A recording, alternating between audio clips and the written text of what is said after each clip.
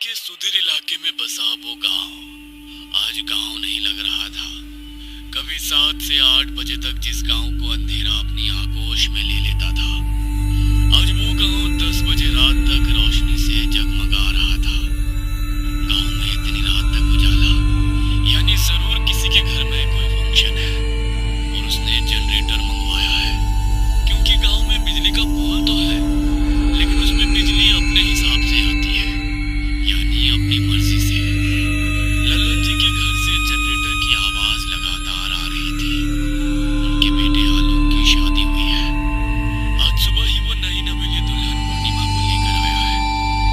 कितना रो रहे थे पूर्णिमा के माता पिता जब वो उसे विदा कर रहे थे।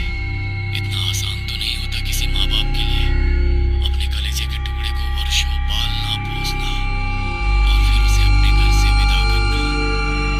लेकिन यही तो रीत है।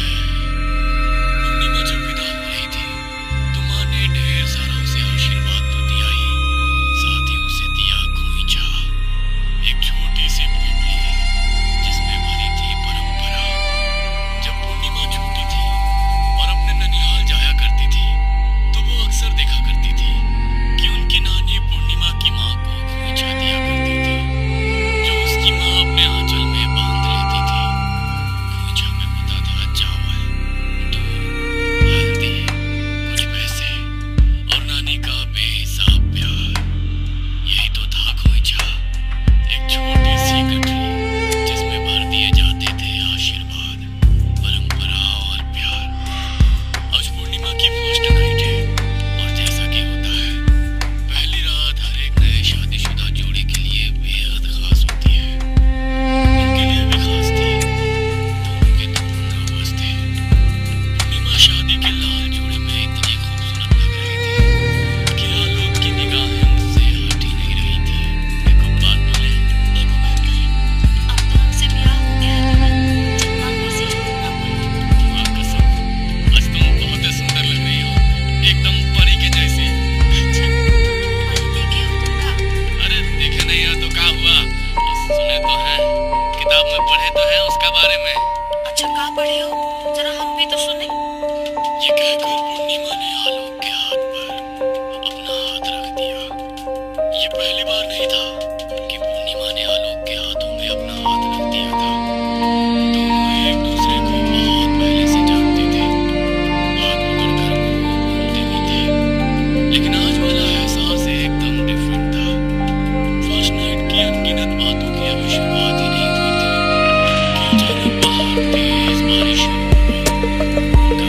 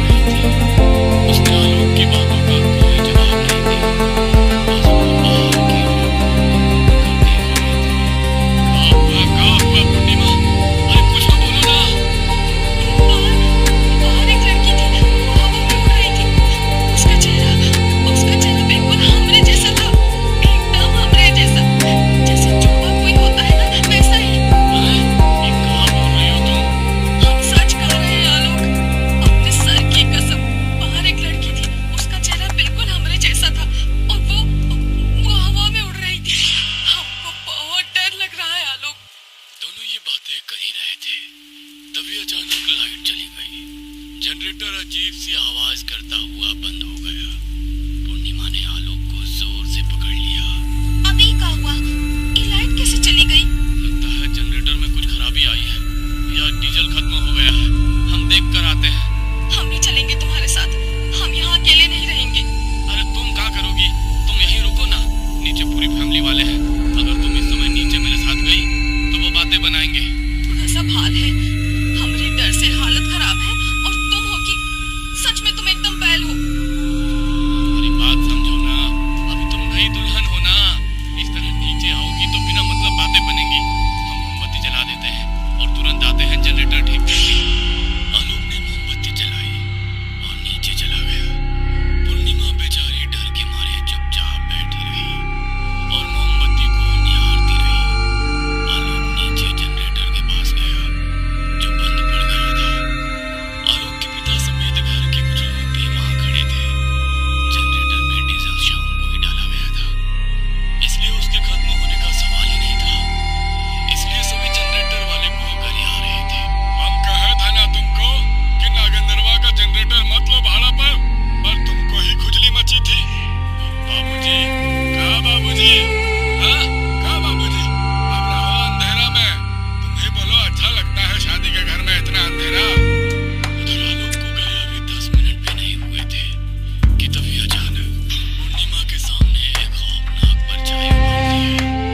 ये वही लड़की थी जिसे उसने खिड़की से देखा था, बिल्कुल उसकी ही तरह।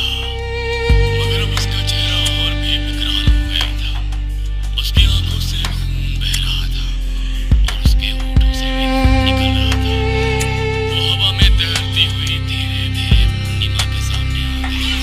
तुम हमरे जैसी दिखती है, लेकिन हम तुम्हारे जैसे नहीं हैं। आलोक, आलोक बचाओ। आलोक, आलोक बचाओ हमको। पूर्णिमा की चीखती आवाज नीचे सभी लोगों ने सुनी। अरे, ये बहू काहे चिल्ला रही है और वो तुम्हारा नाम से तुमको बुलाती है क्या? अरे मॉडर्न जमाना है फूफा जी, क्या करिएगा। वो भागता हुआ ऊपर की ओर आता है। आलोक को देखते ही पूर्णिमा उसके गले लग जाती है। कुछ ही सेकंड बाद जनरेटर के चलने की तेज आवाज उसके कानों में पड़ती है। पता नहीं जनरेटर अचानक से कैसे काम करने लगा था। कमरा फिर से पूरी तरह रोशन हो जाता है। आलोक, आलोक वो फिर से आई थी। वो फिर से आई थी। कौन? अरे कौन आई थी? वही जिसे हमने खिड़की के बाहर देखा था। अरे अंधेरा में तुमको भ्रम हो गया है कारी। भला तुम्हारी जैसी कौन भगवान थोड़े ना बनाया है। ये कहकर आलोक ने पूर्णिमा को गले से लगा लिया। पूर्णिमा, एक बात बोले, तुम जो इस तरह हमारा नाम लेकर बुलाओगे तो लोग क्या कहेंगे? जिसका जो नाम है वही लेकर ना बुलाते हैं। इसमें हमारा क्या गलती? गलती नहीं है रे, और तुमको पता है ना, गाँव वाला लोग का दिमाग अभी भी बैकवर्ड है रे। रहने दो, हमको ढेर मत सिखाओ। तुम हमारे आलोक हो। आलोक, बोलो जरा से चिल्ला के बोले तुम्हारा नाम। ये कहकर पूर्णिमा ने अपना बड़ा सा मुंह आलोक को चुराने के लिए खोला। उसकी इस हरकत को देखकर आलोक ने अपना हाथ उसके मुंह पर रखा। लेकिन तभी पता नहीं ऐसा क्या हुआ कि पूर्णिमा ने आलोक के हाथ को जबरदस्ती काटना शुरू कर दिया। पहले तो आलोक को लगा कि पूर्णिमा मजाक कर रही है, लेकिन जब उसके दांत उसे चूमने लगे और उसके काटने से उसके हाथ से खून निकलने लगा तो उसने पूर्णिमा को जोर का धक्का दिया। पूर्णिमा, ये क्या कर रही हो तुम? आलोक के धक्के से पूर्णिमा दूर जा गई। उसका सर दीवार से जा लगा था, सर से खून भी निकल रहा था, लेकिन उस पर इस बात का कोई फर्क नहीं पड़ा। वो उल्टा और जोर से हंसने लगी पूर्णिमा। कुछ देर बाद तो उसकी हंसी और भी ज्यादा भयानक सी लगने लगी। उसकी हंसी का आवाज सुनकर नीचे से आलोक का पूरा परिवार और उसके रिश्तेदार सभी भागते हुए आए। उन सभी लोगों ने पूर्णिमा की ऐसी हालत देखी तो वे सब डर गए। किसी को भी समझ में नहीं आ रहा था कि आखिर एकाएक पूर्णिमा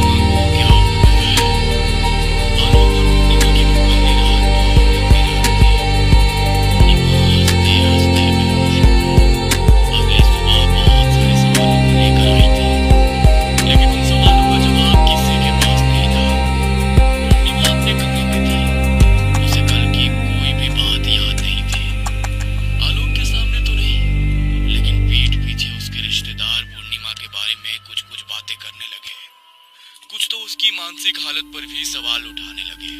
हमको तो कुछ बुझा नहीं रही है बुआ। पूर्णिमा के बारे में सब पहले से पता तो किया था ना तुम लोगों ने? का पता करना है, हैं? हमारी बहू को कुछ नहीं हुआ है, तुम लोग अपना ढेर दिमाग मत लगाओ।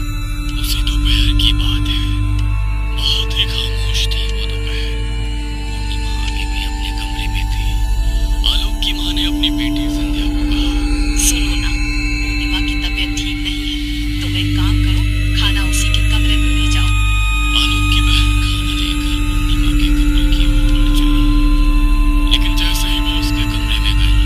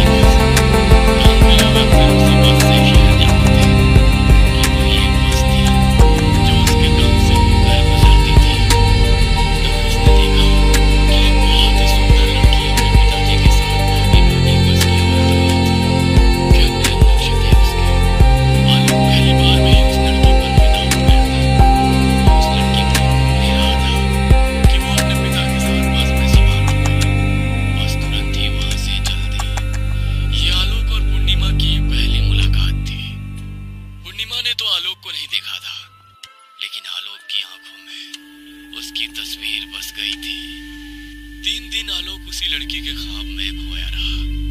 वो किसी भी तरह उससे मिलना चाहता था। चौथे दिन जब वो अपने कॉलेज की पहली क्लास में पहुंचा तो उसने देखा वही लड़की, वो एक शांत चेहरा, वही आंखें।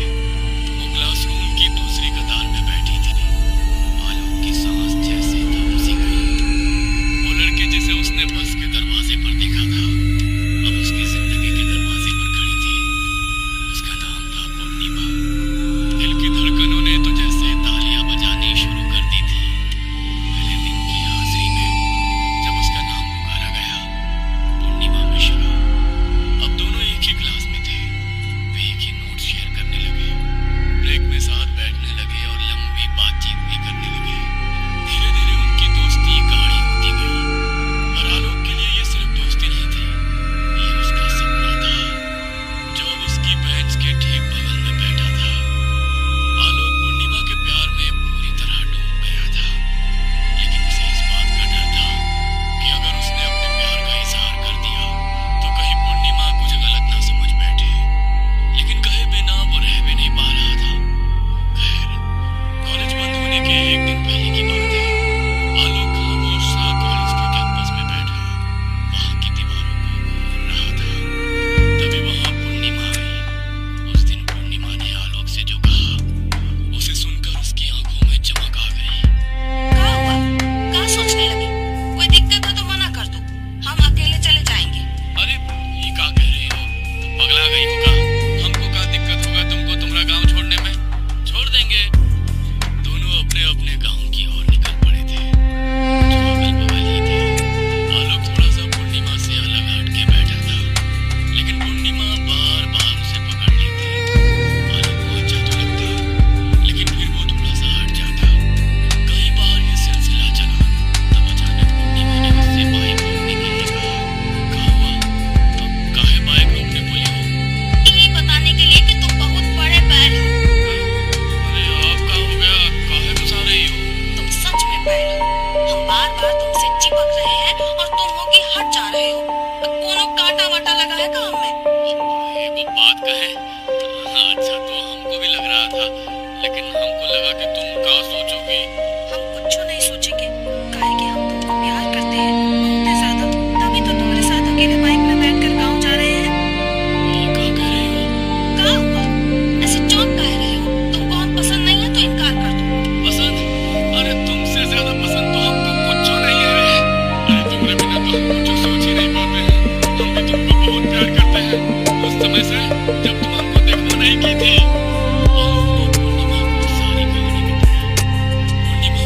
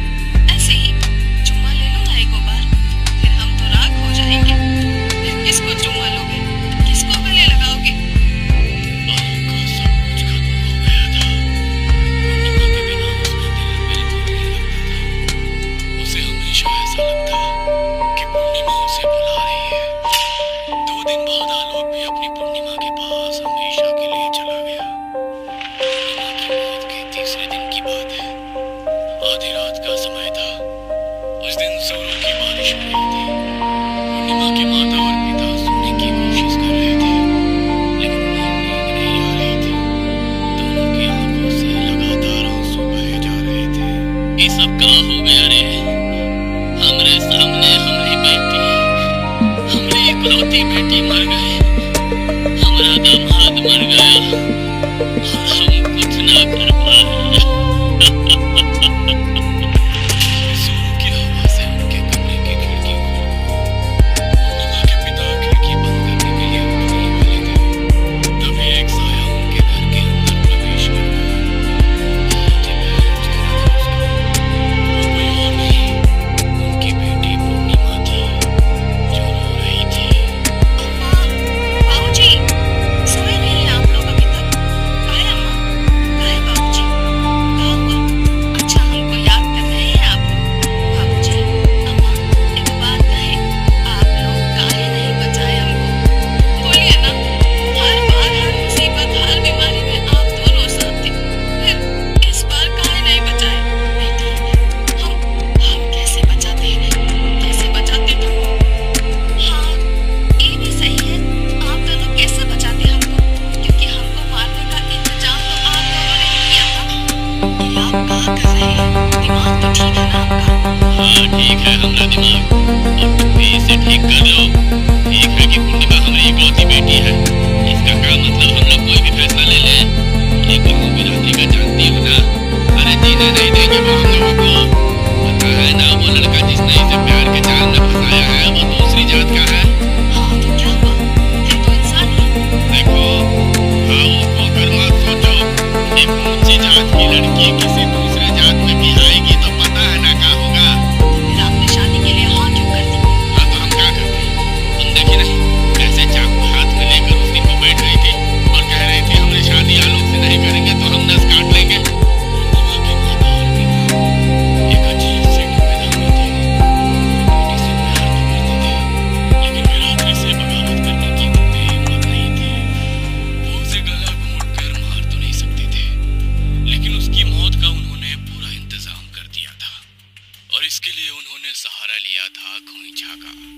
खोइछा कोई साधारण रस्म नहीं है, ये तो मायके की वो आखिरी चिट्ठी होती है जो माँ अपनी बेटी के आंचल में चुपचाप बांध देती है, बिना कुछ कहे, बिना कुछ बोले, बस आंखों की नमी से। चाहे शादी की विदाई हो या कोई तीज त्योहार। मैंने तांत्रिक से बात कर ली है, हमें बस पूर्णिमा के खोइछा में अन्य सामग्रियों के साथ कुछ और चीजें भी डालनी है जो तांत्रिक हमें देगा। हम ठीक तो कर रहे हैं जी। इस तरह गांव बिरादरी समाज की चिंता में अपनी बेटी का जीवन बर्बाद करना क्या सही है? पता नहीं, पर कोई चारा नहीं है। अगर नहीं करेंगे तो फिर वर्षों की हमारी और हमारी पुरखों की इज्जत मिट्टी में मिल जाएगी। इंसान रोटी के बिना जी लेगा, लेकिन इज्जत के बिना कैसे जिएगा? हाँ, हमें यह करना ही होगा। तांत्रिक की दी गई सारी सामग्री एक माँ ने अपनी बेटी के खोइछे में बांध दी। जिस खोइछे में उसे आशीर्वाद बांधना था, उसने मौत बांध दी। अम्मा, बाबूजी, अब क्यों दुखी हैं आप लोग? गांव समाज बिरादरी के लिए ही तो ये सब किया आपने। शादी तो करा दी हमारी जिद पर, लेकिन कभी दिल से आशीर्वाद नहीं दिया। अपनी बेटी का खून कर दिया आपने, खून। खोइछा की परंपरा को भी बदनाम कर दिया। अरे ये कैसा समाज है? ये कैसी परंपरा है जहाँ कोई अपनी मर्जी से प्यार भी नहीं कर सकता? हम क्यों आपके घर जन्मे? क्यों? आप जैसे लोगों की गोद हमेशा सूनी रहनी चाहिए। पूर्णिमा के माता पिता के पास कोई जवाब नहीं था। वो बस अपनी उस बेटी की बात को सुन रहे थे जो अब इस दुनिया में नहीं थी। वे दोनों